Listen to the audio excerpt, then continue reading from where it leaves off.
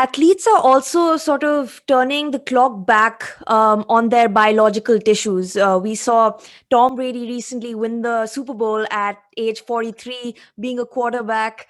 We've seen Roger Federer, Serena Williams. All these athletes have been performing at the world's highest stages at an age where it's unfathomable to even think of or having thought of a few years back. Um, are they superhumans or is this super science? Great question. Firstly, the people who are performing at an older age are people who are playing games. So they're playing American football or cricket or football or whatever it is. They're playing a game. And when you're playing a game, you have an additional component, which is generally the ball or the racket that's in play. And when you have that third component in a sport, then what happens is you are performing submaximally, which means you're never running flat out, you're never turning flat out, your body is physiologically never pushing itself to its absolute max. You're always performing submaximally. Why? Because when you're pushing your body physiologically to the max, then your cognitive functions are slightly diminished. And when there's a third element in play, which is a ball and a racket or whatever it is, or people running at you, then you can't have your cognitive faculties diminished. So what happens is you perform submaximally physiologically.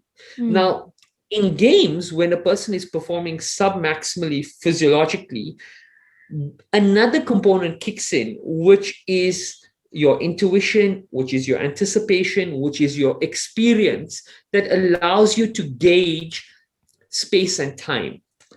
So Tom Brady and a Roger Federer, for example, after 20 years of pushing their body submaximally, playing the sport at the highest level for so long, they have a better idea of space and time, which means that he knows I don't need to run flat out fast. I just need to run at this pace to be in this space to be able to execute the skill at 100% of my potential to be able to win.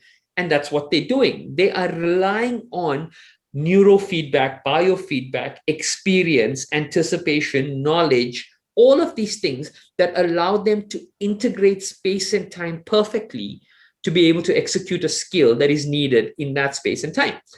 But if you look at something like a 400-meter final or a 400-meter hurdles or a 400-meter flat out or 100 meters, the chances of a Usain Bolt still winning the 100 meters at age 43 becomes remotely close to impossible. Why? Because this is pure physiology, right? Now, these guys are not defying physiology at all. Tom Brady is not defying physiology. He's practicing really hard. He's using scientific interventions. He's probably slowing down the aging process, but he's heavily reliant on the knowledge and experience he's picked up to be able to execute a skill.